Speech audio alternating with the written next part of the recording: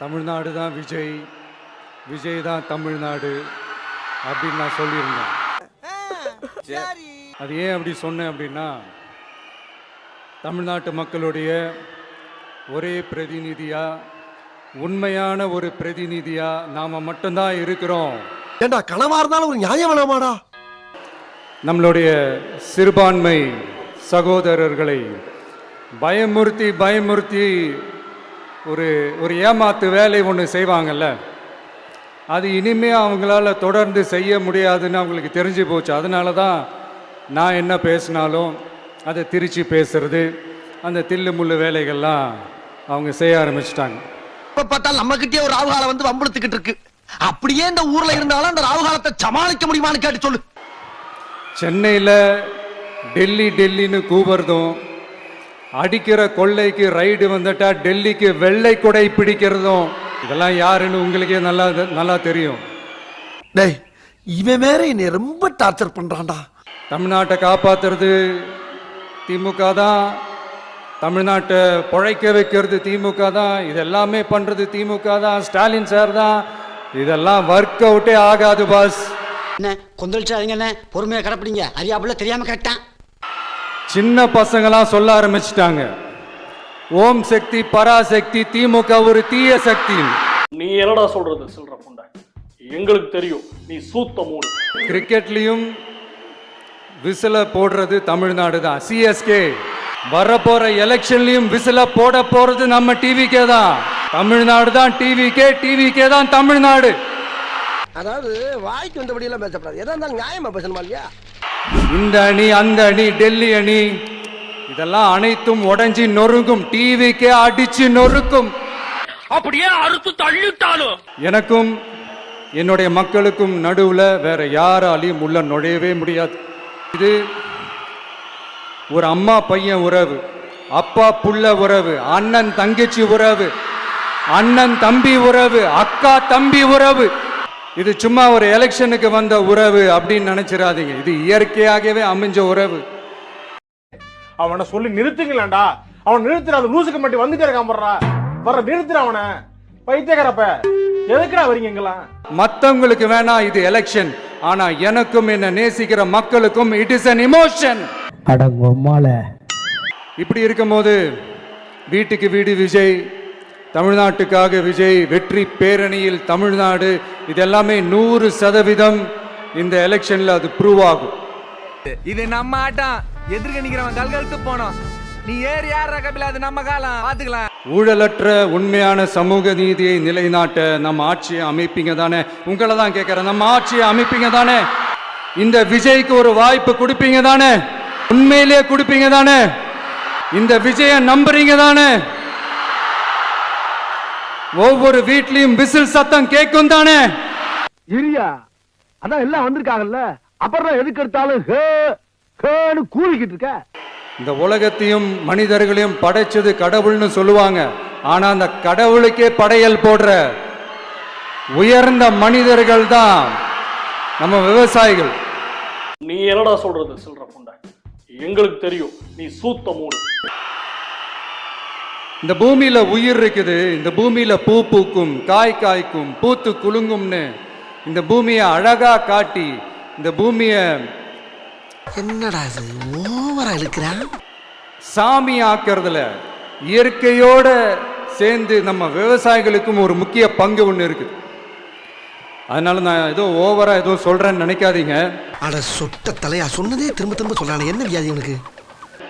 எனக்கு இந்த அடுத்த ஜென்மம் மறுபிறவியை பற்றியெல்லாம் எனக்கு தெரியாது. அது உண்மை அப்படின்னா அடுத்த ஜென்மத்தில் நான் ஒரு விவசாயி குடும்பத்தில் பிறக்கணும்னு ஆசைப்படுறேன். இதுவரைக்கும் உடைச்சல பத்தாரா? பர்னிச்சர் மேல கை வச்ச முதல் டெட் பாடி நீதான்டா. இந்தியாவிலேயே, அது முக்கியமாக நம்ம தமிழ்நாட்டில் இன்னும் கொஞ்ச காலத்திலேயே தண்ணியே இல்லாமல் திவாலாக போகுதான். அதுக்கு காரணம் நிலத்தடி நீரை பாதுகாக்காம விட்டது தான் காரணமா. மண்ணையும் மணலையும் கொள்ளையடிச்சா பின்ன வேற என்ன நடக்கும்? மலைகளை முழுகினா பின்ன வேற என்ன நடக்கும்? கனிம வளங்களை கொள்ளையடிச்சா பின்ன வேற என்ன நடக்கும்?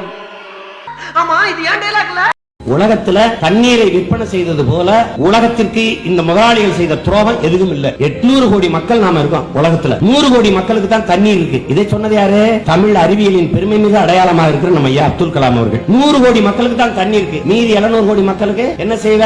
2 விழுக்காடு தான் குடிநீர் இருக்கு. இதை 20 விழுக்காடாக உயர்த்துவது எப்படி என்று சிந்திக்காமல் 2 விழுக்காடு தான் இருக்கிறா, இதை வித்தால் நிறைய சம்பாதிக்கலாம்னு சிந்தித்த மூளைதான் உலகத்தின் முதல் துரோக சிந்தனைக்குரிய வித்துட்டான். India is one of the first countries to face this water crisis.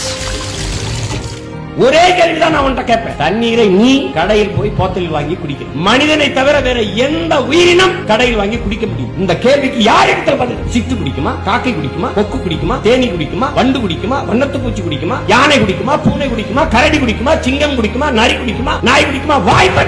நீர் என்பது மனித உயிர்களுக்கு மட்டுமானதா? இல்லை, அனைத்து உயிர்களுக்குமான உயிர் ஆகாரம் நீர். நீர் இல்லாம ஒண்ணு இல்ல. ஆனால் அந்த நீர் வியாபார பொருளாக ஆனது, மிக உயர்ந்த சந்தை பொருளாக ஆனது. எவ்வளவு பெரிய கொடுமைங்கிறது நீங்க கற்பனை பண்ணிப்பார். உனக்கு காடுகள் இருந்துதான் அருவி வந்தது, அதுல இருந்து ஆறு வந்தது, அதுல இருந்தா நீர் வந்தது, நீர்ல இருந்தா சோறு வந்தது, சோறு வந்ததுக்கு அப்புறம் உயிர் வந்தது, உனக்கு வாழ்க்கை வந்தது. ஆனால் இன்னைக்கு காடுகள்ல வாழ்ற விலங்குகளுக்கு நீ தொட்டி கட்டி தண்ணி ஊத்துகிறாய் என்பது வரலாற்றில் எவ்வளவு பெரிய கொடுமைன்னு. அப்ப எங்க போயிட்டு இருக்க ஒரு நாடுன்னு எத்தனை லட்சம் உயிர்களுக்கு நீ ஊத்திடுவ? நீ தண்ணியை தொட்டி கட்டி ஊத்துற. அது யானை போன்ற தும்பிக்கை இருக்கிற மிருகங்கள் அப்படி தும்பிக்கை விட்டு தண்ணி குறைஞ்சிச்சுன்னா குடிச்சிருக்கு. ஆனால் நான் பார்த்த ஒரு காட்சி, ஒரு காட்டு எருமை தவிச்சு போய் அந்த தொட்டியை சுத்தி வருது, அப்படி கண்ணீர் வடியுது. இந்த பாவம் இவன் எவனையுமே வாழ விடாது.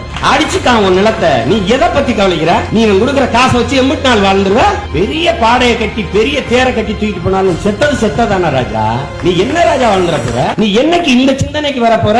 என்னைக்கு வர போற? விவசாயிகள் கஷ்டப்பட்டு விளைய வச்ச அந்த நெல் எல்லாம் மழையில நனைஞ்சி வீணா போச்சே. டெல்டாக்காரன்னு சொல்லிக்கிற நீங்க அதை ஏதாவது கவனிச்சிங்களா? அவங்களுடைய போராட்டம் எதுக்காவது கூட போய் நின்றுக்கிறீங்களா? சார் என்ன பண்றீங்க? இந்த மாதிரி பெரிய பெரிய திட்டங்கள்லாம் ஆட்சிக்கு வந்த உடனே செய்ய மாட்டாங்க. அந்த ஆட்சி முடிகிற டைம்ல, அந்த கடைசி 6 மாசம், அந்த 1 வருஷம், அந்த 1.5 வருஷத்துல அதுக்கான திட்டத்தை கொண்டு வருவாங்க, அதுக்கான அடிக்கலை நாட்டுவாங்க. அதுக்கப்புறம் எலெக்ஷன் வரும், தோத்துருவாங்க. கேட்டால் எங்கள் ஆட்சி தான் முடிஞ்சிருச்சே அப்படின்னு நாடகம் ஆடுவாங்க.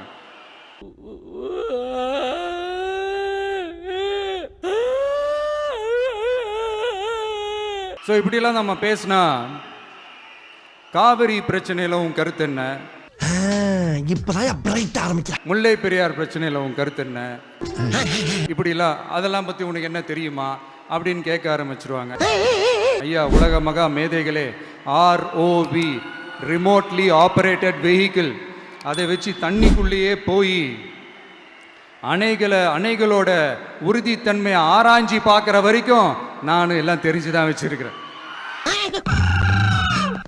ஒருத்தன் சைலண்டா இருக்கான், அமைதியா இருக்கான்னா உடனே அவனுக்கு எதுவுமே தெரியாதுன்னு நினைச்சிடாதீங்க. சும்மா கருத்து சொல்லிக்கிட்டு கம்பு சுத்திக்கிட்டு இருந்தா எல்லாமே நடந்துருமா? நசன் பேசி அதை கேட்டு மக்கள் வெறுத்து போயிட்டாங்க. உருப்படியா ஏதாவது யோசிங்கயான்னு மக்கள் நினைக்கிறத யாருக்கு தெரியுதோ தெரியலையோ, எனக்கு அது நல்லாவே தெரியுது. மீனவர்களே, அடுத்து நம்மளுடைய ஆட்சி தான். கவலைப்படாதீங்க, தைரியமா இருங்க. உங்களுக்கான பாதுகாப்பு பக்காவா இருக்கும். யார் நீயா? அது என்னமா கொஞ்சம் கூட வெக்கப்படாம பேசிட்ட?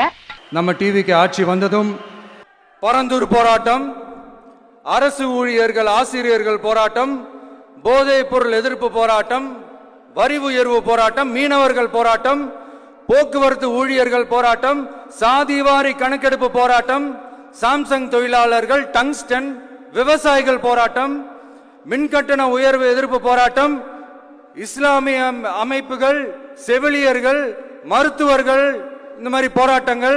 இதெல்லாம் சும்மா சாம்பிள் தான். இது இன்னும் சொல்லிட்டே போலாம், இந்த நாள் பத்தாது. ஆனா இந்த எல்லா போராட்டங்களுக்கும் தமிழக வெற்றி கழகம் கூட நிற்கும். ஒரு டாக்டர் இருக்காருன்னா நாம எப்போ அவரை பத்தி யோசிப்போம்? இப்போ நமக்கு ஏதாவது உடம்பு சரியில்லை அப்படின்னா அவரை யோசிப்போம், அவர் ஞாபகம் வரும். அது மாதிரி நமக்கு ஏதாவது ஒரு பிரச்சனை அப்படின்னா ஒரு வக்கீலை தேடிப்போம், அவர் ஞாபகத்துக்கு வருவார். இது மனித இயல்பு.